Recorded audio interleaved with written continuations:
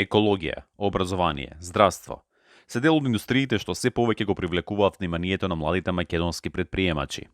Информатичката технологија и натаму преовладува, но интересот за почнување иновативен бизнис и во другите стопански гранки значително расте. Покрај IT секторот, многу се застапени проекти од страна на технолошката индустрија, машинство, градежништво, екологија, образование, исто така здравство.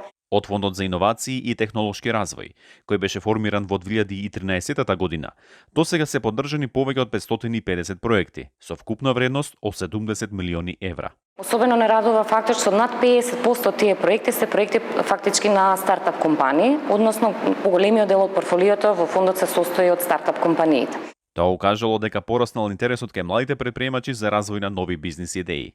Стартап компаниите кај нас во поголем процент се основани секако од помлади луѓе и не радува фактот што има голем дел од луѓе кои се образовани надвор и се повратници, условно кажано, односно се враќаат во Северна Македонија и основаат свој бизнис. На последниот конкурс на фондот за поддршка на нови бизниси, Стартапувај 3, објавен во април годинава, се пријавиле 616 апликанти.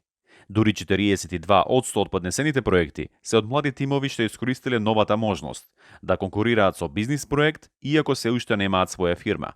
Воочивме дека голем дел од апликантите, односно голем дел особено од помладата популација, не се одлучуваат да регистрираат фирма за да аплицираат на повикот, бидејќи не се сигурни дека ќе го добијат, ќе добијат финансиската поддршка и дека ќе можат да започнат со работењето, бидејќи сите знаеме дека многу тешко како стартап е да се обезбеди финансиска поддршка од други извори, односно фондот за голем дел од нив е единствен извор на финансиска поддршка за започнување на бизнисот, односно за реализирање на нивната идеја.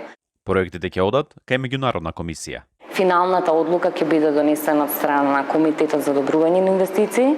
Станува збор за меѓународни експерти, за личности со големо искуство, особено во поддршка на стартап бизнисите на светско ниво. Доколку добијат зелено светло, младите тимови сепак ќе бидат обврзани да формираат фирма.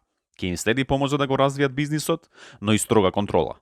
Детално следење на секоја фактура, на секој плаќање, односно на секој извод од таа сметка со цел да се забрани ненаменско и несоодветно трошење на средствата. Од Фондот за иновации не прецизираат кога ќе бидат готови резултатите од пролетниот конкурс. Сепак додаваат дека наскоро ќе се знае чии бизнис идеи ќе добијат поддршка. За Гласот на Америка, Тоше Огњанов.